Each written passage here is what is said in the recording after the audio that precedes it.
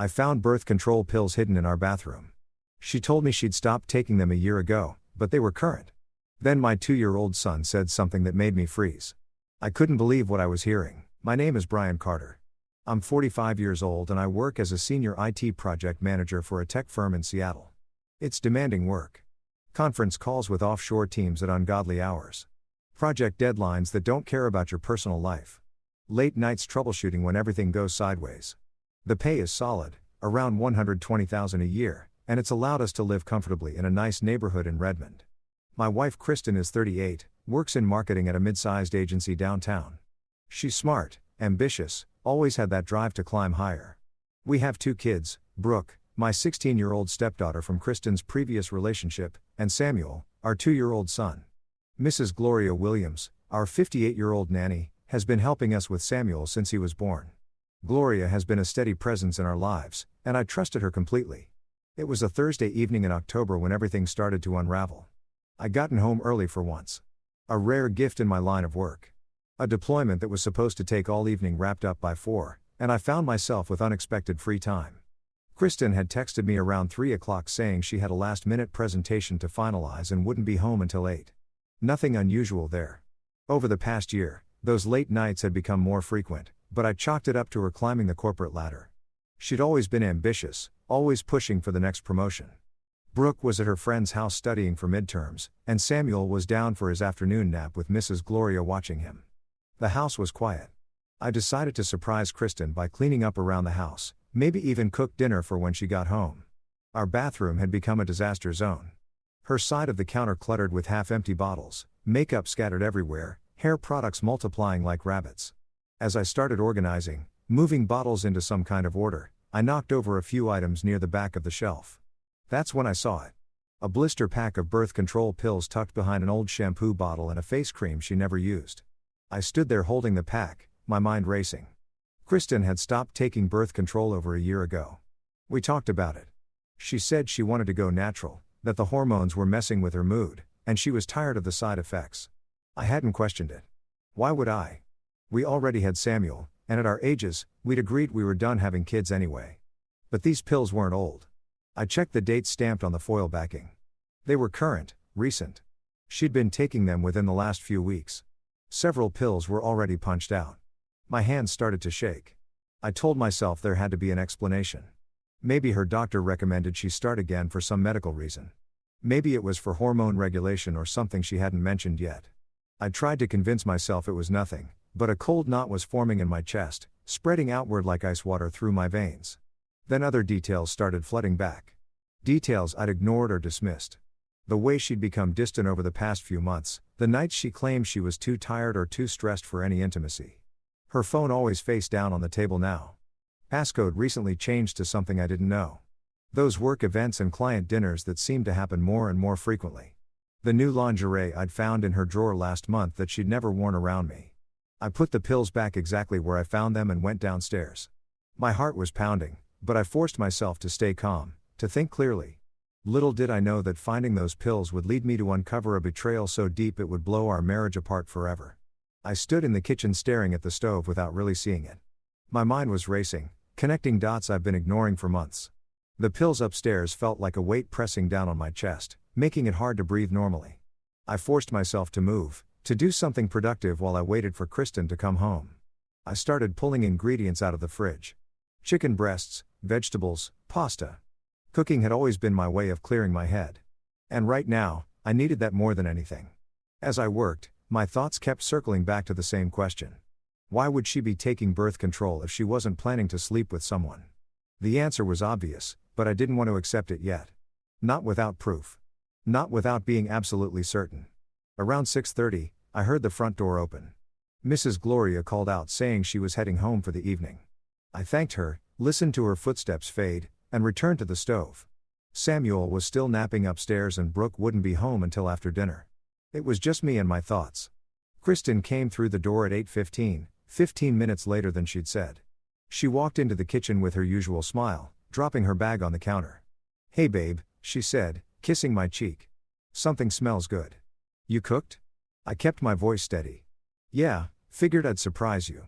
"Long day," she sighed dramatically, leaning against the counter. You have no idea. The presentation went well, but there were so many last-minute changes. I'm exhausted. I watched her carefully. She looked tired, sure, but there was something else. A glow almost like she was riding some kind of high. Her makeup was still perfect. Her hairstyle just so for someone who'd been stressing over a presentation all day. She looked remarkably put together. How'd it go with the client? I asked, plating the food. Really well. Actually, I think we landed it. She grabbed a glass of wine from the bottle I'd opened. Justin from the design team really pulled through with the visuals. Made us look good. Justin. She mentioned him a few times over the past months. New guy on our team, younger, supposedly talented. I filed the name away. That's great, I said, handing her a plate. You've been working with him a lot lately. Yeah, he's been invaluable.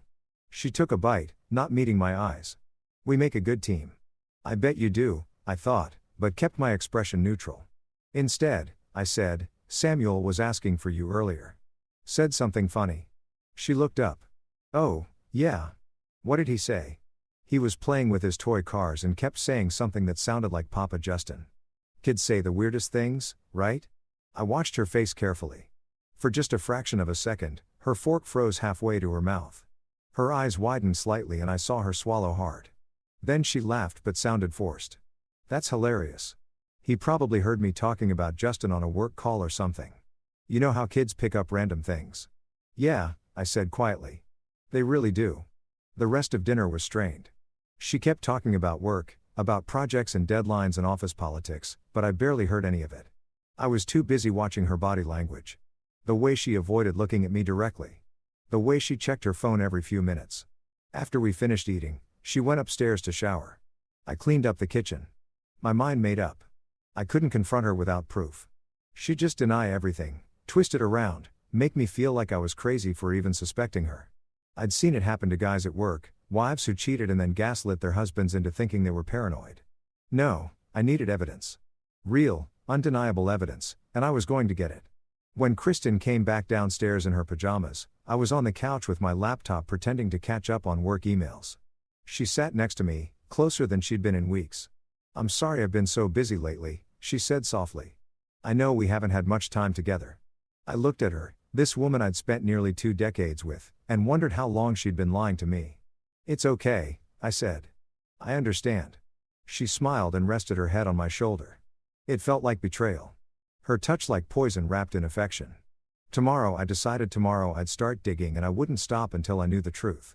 Friday morning came too fast. I'd barely slept. My mind running through scenarios and possibilities all night. Kristen was already up when my alarm went off at 6 o'clock. Moving around the bathroom getting ready for work. I listened to the sounds. The shower running, the hair dryer, drawers opening and closing. All normal morning routines, except nothing felt normal anymore. I got up and went through my own routine on autopilot. Shower, shave, coffee. Kristen came downstairs looking polished and professional in a black dress I'd never seen before. It fit her perfectly. Probably cost more than she usually spent on work clothes.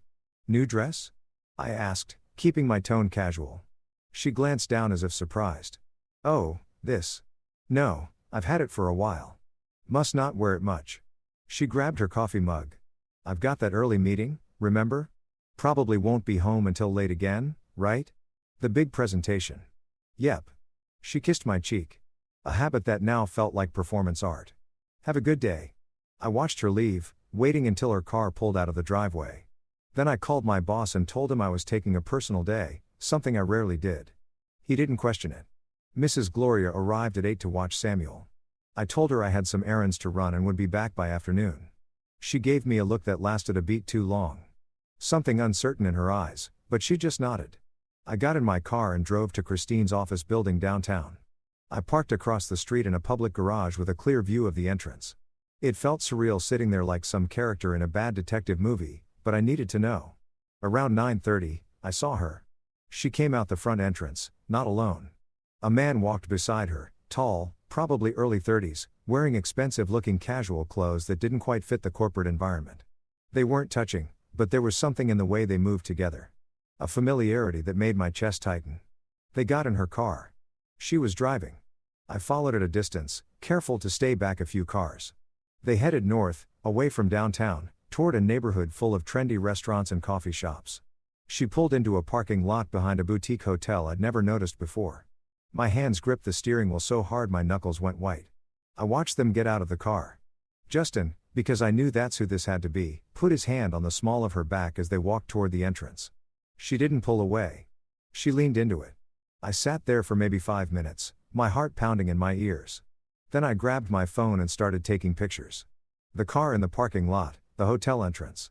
I even got a shot of them through the lobby windows, standing close together at the check-in desk. This was real. This was actually happening. I could have stormed in there. Part of me wanted to, but that's not how you win. That's how you lose control. Make yourself look like the bad guy. Give her ammunition to use against you later. No, I needed to be smart about this. I drove home, my mind clear for the first time in days. The shock had burned away, leaving something cold and focused in its place. I wasn't going to confront her yet. I was going to build a case so airtight she couldn't wiggle out of it. When I got home, Mrs. Gloria was in the kitchen with Samuel. She looked up when I walked in and I saw it again. That look of concern, like she knew something but was afraid to say it. "Mrs. Gloria," I said quietly. "Can we talk?" Mrs. Gloria stiffened, her hands pausing over the sandwich she was making for Samuel. For a moment, she didn't turn around, and I could see the tension in her shoulders. "Mr. Carter," she said finally, her voice careful. "What about?" I pulled out a chair at the kitchen table. "Please sit down," she hesitated, then wiped her hands on a towel and sat across from me. Samuel was in the living room distracted by his cartoons. We had a few minutes of privacy. "I need you to be honest with me," I said, keeping my voice low and steady.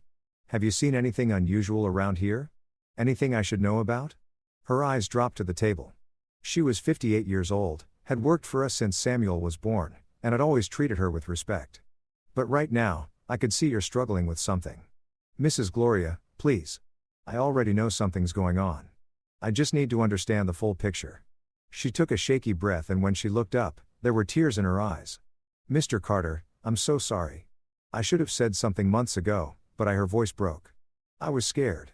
Mrs. Carter said she'd fire me if I told you anything. And I need this job. You understand? My husband's medical bills." "I understand," I said gently. "I'm not angry at you. I just need to know what you've seen." She nodded, wiping her eyes with the back of her hand. "There's been a man, Justin. He started coming here during the day back in June. At first, I thought maybe he was a colleague. You know, they'd sit in the office working on laptops, but then what? Then they stopped pretending it was work." Her voice was barely above a whisper. "I'd hear them in the bedroom. I'd see them coming downstairs together, her hair messed up, both of them too comfortable with each other. And Samuel."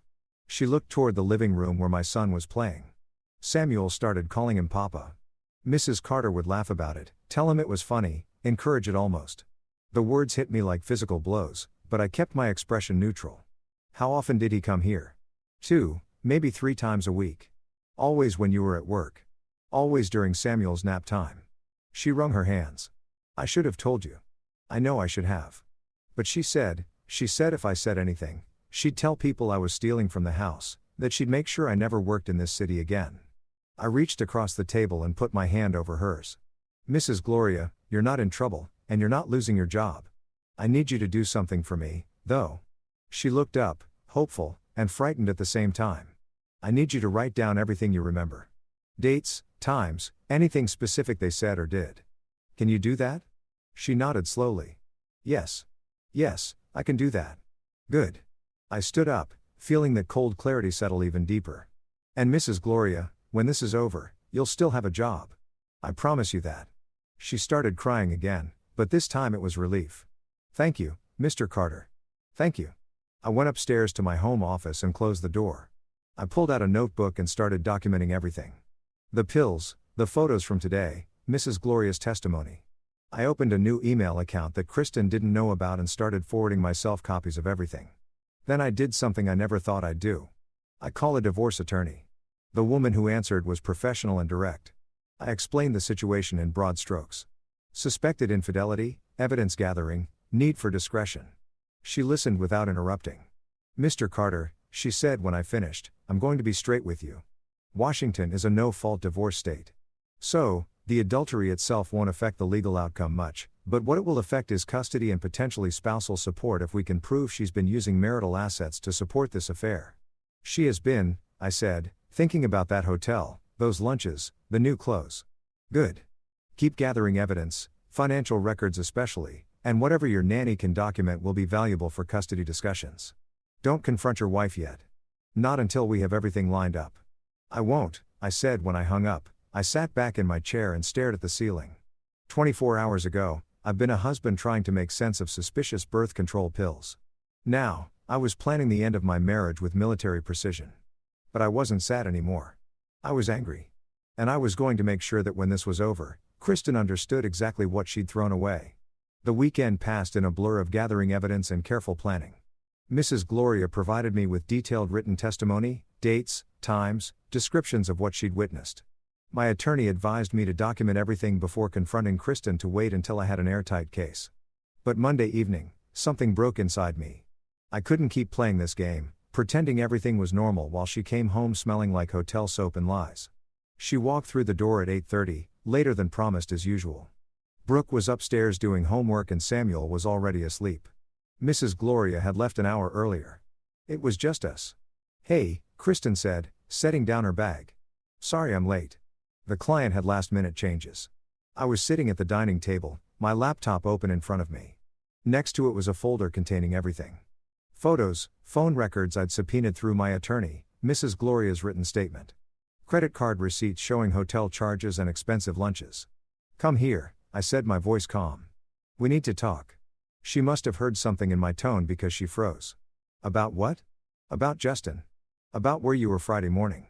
About the hotel in Belltown where you've been spending my money to have an affair." The color drained from her face. For a moment, she just stood there, mouth opening and closing like she was trying to find words that wouldn't come. "Brian, I held up my hand. "Don't insult me by lying. I have photos. I have testimony from Mrs. Gloria. I have phone records showing hundreds of texts and calls between you two over the past 8 months." I pushed a folder across the table. "It's all right here." She moved closer, her hands shaking as she opened the folder. I watched her face as she flipped through the pages. Saw the moment she realized there was no way out of this. "How long have you known?" she whispered. "Since Thursday when I found your birth control pills." I leaned back, keeping my voice steady. "The pills you've been taking behind my back because you've been sleeping with him." She closed the folder and sank into a chair across from me. "Brian, please let me explain." "Explain what?" "How you've been bringing him into our house. How you've let our son call him Papa. How you've been stealing from Samuel's college fund to finance this." I pulled out another sheet. Bank statements showing transfers from our joint account. $64,000. "Kristen, that's how much you've taken in the past year." Her eyes went wide. "I was going to pay it back with what?" "Your salary that barely covers your shopping habit." I felt the anger finally breaking through my controlled exterior. "You've been planning this divorce for months, haven't you? I found emails to your attorney. You were just waiting for the right time to pull the trigger. Try to hide assets before I figured it out." She started crying, but they were tears of panic, not remorse. "It's not what you think. Justin and I, we just connected. And things got complicated." "Complicated?" I laughed. A bitter sound. "You made a choice. Kristen, every time you texted him, every time you met him at that hotel, every time you came home and kissed me while his cologne was still on your skin, those were choices." "I made a mistake," she said, her voice breaking. "People make mistakes. This wasn't a mistake. Mistakes are one-time things, accidents. This was 8 months of calculated deception." I stood up looking down at her. Mrs. Gloria wrote down everything.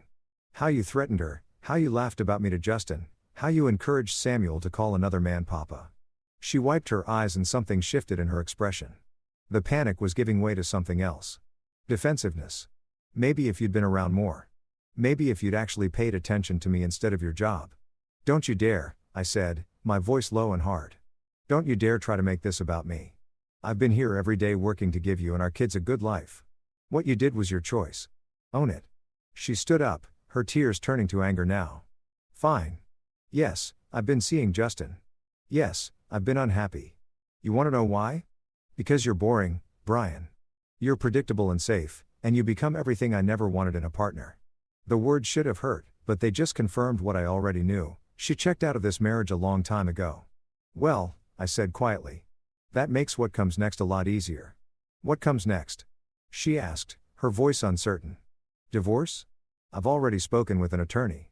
You'll be served papers by the end of the week. Kristen's face went from angry to shocked in seconds. You can't be serious. I'm completely serious. And here's something else you should know. I pulled out one more document from my briefcase, the one I've been saving. Remember last month when you screamed at me during that fight? When you said something about Samuel's hair color, how dark it was compared to mine. She went pale. I was angry. I didn't mean you planted that seed. Kristen, you made me doubt whether Samuel was even mine. I held up the paper. So, I got a paternity test done last week. You had no right. I had every right. You've been lying to me for months. I needed to know. I watched her face carefully. The results came back. Samuel is my biological son. 99.98% probability. She looked confused. Then why are you telling me this? Because you let me suffer for 2 weeks thinking he might not be. You held that over me. Use it as a weapon. Kept me in suspense while you knew the truth all along. I leaned forward. That's who you are, Kristen. Someone who would torture their husband with doubt about their own child just to feel powerful. She stood there, tears running down her face. But I felt nothing. No sympathy, no regret, just cold clarity. I want custody of Samuel, I said. And given your behavior, the affair, the financial theft, the threat to Mrs. Gloria, the fact that you've been putting our son in danger by bringing your lover around him, I'm going to get it. You can't take my son from me. She said, her voice rising. I'm not taking him from you. You threw him away the moment you started this affair. Just like you threw away Brooke and me and everything we built. I closed my briefcase. You'll get visitation. I'm not a monster, but primary custody. That's mine. This is insane. No judge is going to. I have documentation of everything. Mrs. Gloria is willing to testify. I have financial records showing you've been stealing from our family. I have proof you've been bringing your lover around or minor children. I picked up my phone and I have this. I pulled up a group chat screenshot that Mrs. Gloria had found on Christine's iPad before it asked her to document things. One she'd accidentally left open while charging in the kitchen. It showed Kristen and her friends mocking me, laughing about how I didn't know about Justin, making fun of my attempts to save our marriage. Kristen read it and her face crumpled. How did you? It doesn't matter how. What matters is that every friend, every family member, every person who thought you were this perfect wife and mother is going to see who you really are. I headed toward the stairs. I'm sleeping in the guest room. I suggest you find somewhere else to be tomorrow. Maybe Justin's place. I'm sure he'd love to have you now that everything's out in the open. Brian, please. She called after me. We can work through this. We can go to counseling. I stopped and turned back. Counseling doesn't fix betrayal. It doesn't erase 8 months of lies. And it sure as hell doesn't make me forget that you put our son at risk for some thrills with a guy young enough to be excited by hotel room affairs. I walked upstairs, leaving her standing in the dining room, surrounded by the evidence of her destruction. From Brooke's room, I could hear music playing. She didn't know yet. That conversation would come soon enough. But for now, I'd done what I needed to do. I'd confronted the truth, laid out the facts, and set the wheels in motion. Kristen had burned our marriage to the ground. I was just making sure she understood there was nothing left to save. Tuesday morning, I woke up in the guest room feeling clearer than I had in days. Kristen had left early. I heard her car pull out around 6 o'clock. Running away, probably. I didn't care. The wheels were already in motion. I got Samuel ready for the day and waited for Mrs. Gloria to arrive. Brooke had left for school without saying much, sensing the tension in the house, but not asking questions yet. That conversation was coming, but I needed to time it right. Around 9 o'clock, I went into the master bedroom to grab some of my clothes. I need to move my stuff to the guest room permanently until Kristen found somewhere else to go. As I was packing, I noticed her jewelry box sitting on the dresser, the antique one my mother had given us years ago. Something made me open it. Inside were the usual things. Earrings, bracelets, some costume jewelry. But something was missing. The vintage watch my mother had left me when she died 3 years ago. A 1960s Omega that had belonged to my grandfather, worth about $8,000, but priceless to me. And my grandmother's engagement ring, a platinum and diamond piece from the 1940s, worth at least $12,000. They were gone. I felt the anger surge back, hot and sharp. I went through every drawer, every box, every hiding place. Nothing. I checked the safe, still locked. But when I opened it, those specific items weren't there. Only other valuables remained. I called Mrs. Gloria into the bedroom. The watch and ring my mother left me. Have you seen them recently? Her face fell. Oh, Mr. Carter, I was hoping you wouldn't notice for a while longer. What do you mean? She wrung her hands. Last fall, maybe October or November, Mrs. Carter was going through things. She asked me about those pieces, said she was thinking about getting them appraised. A few days later, I saw her packaging them up. She told me she was sending them for cleaning, but she never brought them back. Mrs. Gloria shook her head. I'm so sorry. I should have said something, but I didn't think. I assumed she'd get them back eventually. I pulled out my phone and did a quick search. Found my mother's watch listed on eBay. Sold 8 months ago for $7,800. The listing showed photos of definitely my watch. I recognized a tiny scratch on the case. My hand shook as I searched for the ring found on a vintage jewelry site sold 7 months ago for $11,500. $19,000. She'd sold my mother's legacy for $19,000. I sat down heavily on the bed, the phone still in my hand. Mrs. Gloria put a gentle hand on my shoulder. She told you they were for cleaning, I said quietly. When did she do this? Right around when Mr. Justin started coming around more frequently. Mrs. Gloria said, I remember because she seemed excited about something, kept checking her phone and smiling. The money had gone to fund the affair. My mother's watch, my grandmother's ring, family heirlooms that should have gone to Samuel someday. Sold to pay for hotel rooms and romantic dinners with her lover. I call my attorney immediately. Brian, she answered, what's happened? I told her everything. The missing heirlooms, the eBay listings, the timeline that matched the affair. My attorney was quiet for a moment, then I heard the sound of typing. This is good for us, she said. Finally, conversion of separate property sold without your consent. This is theft, Brian. We can use this in the divorce proceedings and possibly even file criminal charges. I want her to pay for this, I said, my voice steady, but cold. Not just financially. I want everyone to know what she did. We'll make sure of it. For me, those listings and any documentation you have, and Brian, start documenting everything else she might have taken. Check your accounts, your possessions. If she stole this, she might have taken more. I spent the rest of the morning going through everything. Found more missing items. My father's coin collection worth maybe $3,000. Some of my grandmother's jewelry that Kristen had access to. Even some tools from my garage that had belonged to my dad. She'd been systematically stripping our home of anything valuable that connected to my family, selling it piece by piece to fund her secret life. By afternoon, I had a list worth over $30,000 in stolen property. When Kristen came home that evening, I was waiting in the living room. Mrs. Gloria had taken Samuel to the park, giving us privacy. We need to talk about my mother's watch, I said. Her face went pale. What about it? I held up my phone, showing her the eBay listing. You sold it 8 months ago for $7,800 along with my grandmother's ring and a dozen other family heirlooms. She opened her mouth, then closed it. No excuse this time, just guilt written across her face. That money went straight to Justin, didn't it? I stood up, moving closer. My mother's watch paid for your affair. My grandmother's ring bought him presents. My father's collection funded your hotel stays. I was going to buy them back. Liar. The word came out sharp and final. You never intended to get them back. You didn't care what they meant to me, to our family. You just saw dollar signs. Tears started running down her face. But I felt nothing. No sympathy, no regret. My attorney's adding this to the divorce filing, I said, along with criminal charges for theft and conversion of separate property. You're going to pay back every penny, Kristen. With interest. Wednesday morning brought the moment I've been dreading. Telling Brooke she'd been quiet since Monday, watching me and her mother move around each other like strangers. She was 16, not stupid. She knew something was wrong.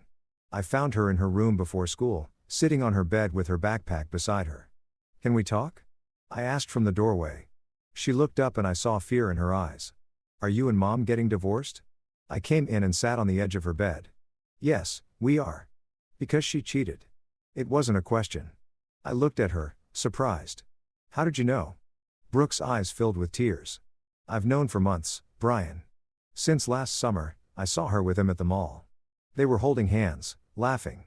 I didn't know what to do. The use of my first name, something she only did when she was really emotional, hit me hard. Why didn't you tell me?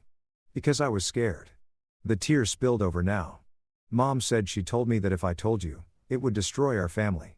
That you'd be so angry you'd leave both of us. She said I'd have to choose between you and I didn't want to choose. I felt rage build in my chest, but I kept my voice calm for Brooke's sake. Your mother manipulated you. She made you carry this secret to protect herself, not to protect our family. I'm so sorry. Brooke sobbed. I should have told you. I wanted so many times, but I was so scared. I pulled her into a hug. This is not your fault. None of this is your fault. Your mother put you in an impossible position. She cried against my shoulder for several minutes. When she finally pulled back, her face was red and blotchy. I found something else, she said quietly. She reached under her pillow and pulled out a folded piece of paper. Mom left this on the kitchen counter last week. I think she meant to throw it away, but I found in the recycling. I unfolded the paper. It was a letter from a family law attorney dated 9 months ago outlining Christine's options for divorce. Estimated asset division and custody arrangements. There were notes in Kristen's handwriting in the margins.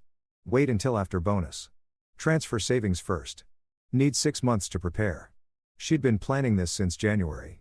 10 months of methodical preparation to leave me all while pretending everything was fine. There's more, Brooke said. She pulled out her phone and showed me screenshots. She has this group chat with her friends. They talk about Justin, about you, about everything. I found it on her iPad a few months ago when I borrowed it for homework. The screenshots showed exactly what Mrs. Gloria had found. Messages mocking me, laughing about how oblivious I was, discussing strategy for the divorce. But there were more messages I hadn't seen before. Ones where Kristen complained about Brooke, too. She thinks I'm in the way. Brooke said, her voice breaking again. She wrote that she wished she didn't have to deal with a teenager during her fresh start. That I was too much like my biological dad, whoever that is. The cruelty of it stunned me. Brooke, listen to me.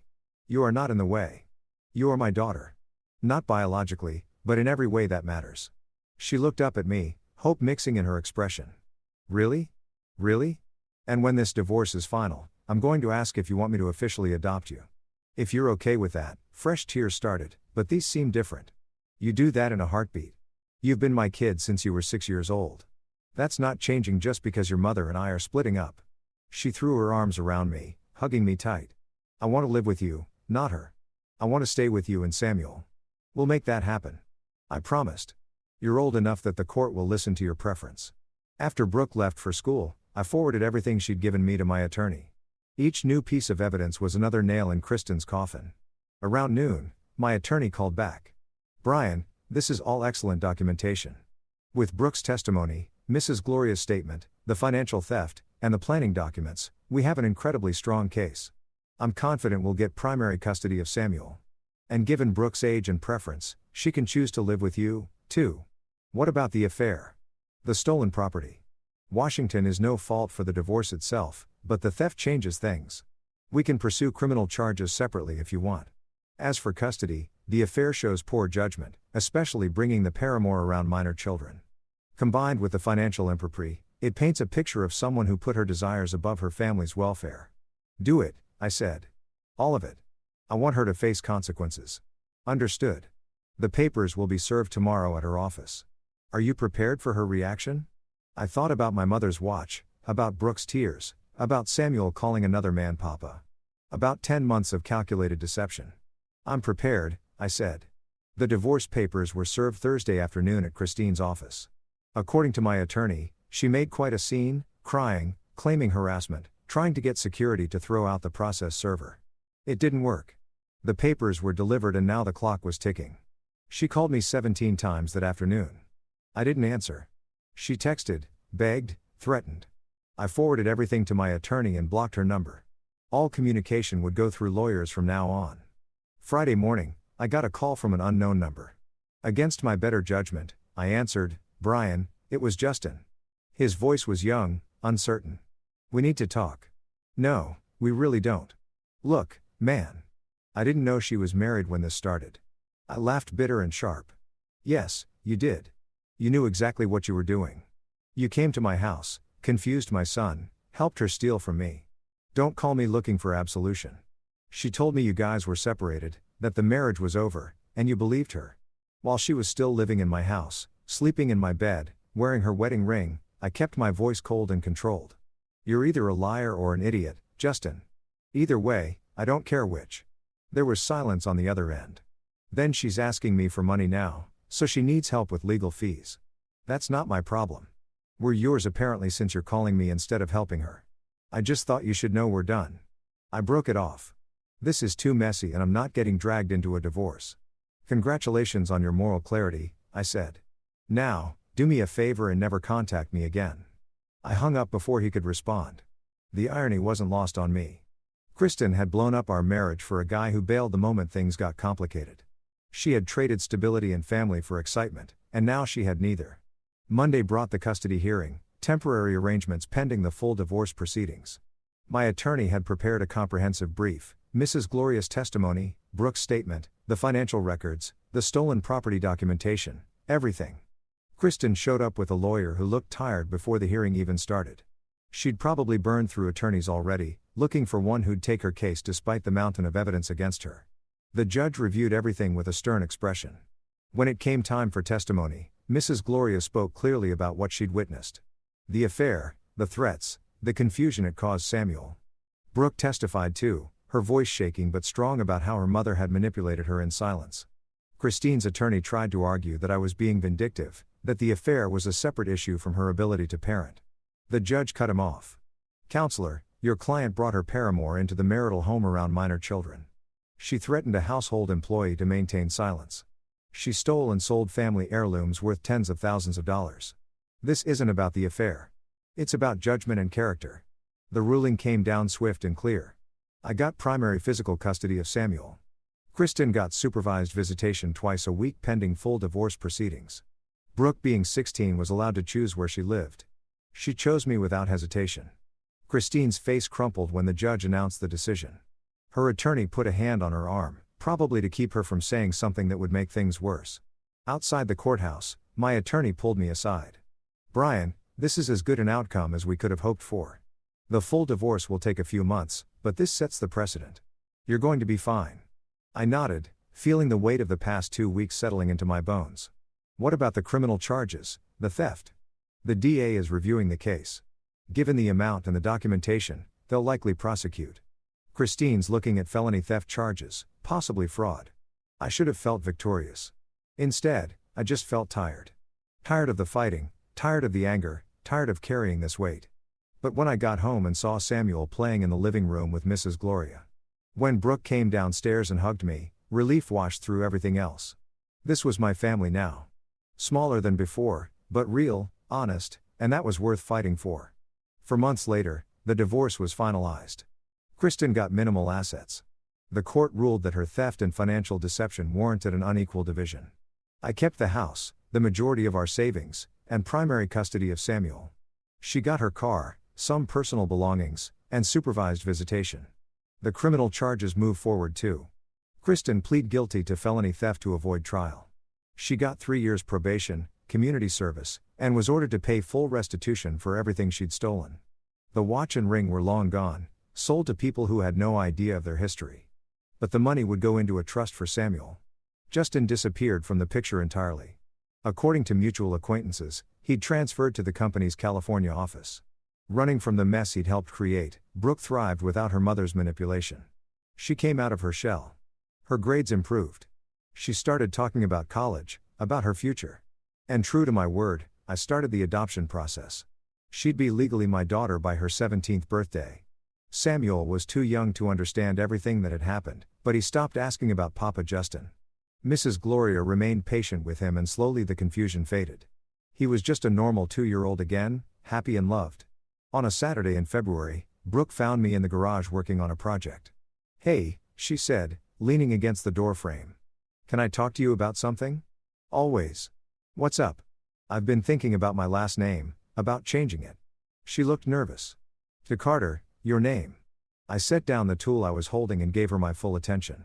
"You don't have to do that, Brooke. The adoption makes you my daughter legally. The name doesn't matter." "It matters to me," she said. "I want people to know I'm your kid. Not just legally, but really. And my biological dad. Whoever he was, he's never been in my life. You have. You're my real father." I pulled her into a hug, feeling my throat tighten. "Then we'll make it happen. Brooke Carter has a nice ring to it." She laughed, sniffling. "Yeah, it does." A few weeks later, Kristen reached out through her attorney. She wanted to apologize to try to rebuild some kind of relationship with the kids. My attorney advised caution, but I agreed to let her write letters to Brooke and Samuel. Brooke read hers and threw it away. Too little, too late, she said. I kept Samuel's in a file. Someday when he was older, he could decide what to do with it. As for me, I wasn't looking for another relationship. Not yet. Maybe not for a long time. I had my kids, my work, my life to rebuild. That was enough. One evening, sitting on the back porch while Samuel played in the yard, and Brooke did homework inside, Mrs. Gloria brought me a glass of iced tea. "You're doing good, Mr. Carter," she said. "Those kids are lucky to have you." "I'm lucky to have them," I said. She patted my shoulder and headed back inside. I sat there watching Samuel chase butterflies, listening to music drift from Brooke's open window, and felt something I hadn't felt in months. Peace. Christina had tried to destroy what we'd built. She'd lied, stolen, betrayed every trust. But in the end, all she destroyed was herself. The family I had now, smaller, harder one, was stronger than what we'd had before. Because it was built on truth, on people who chose to be here, who fought to stay together. And that made all the difference.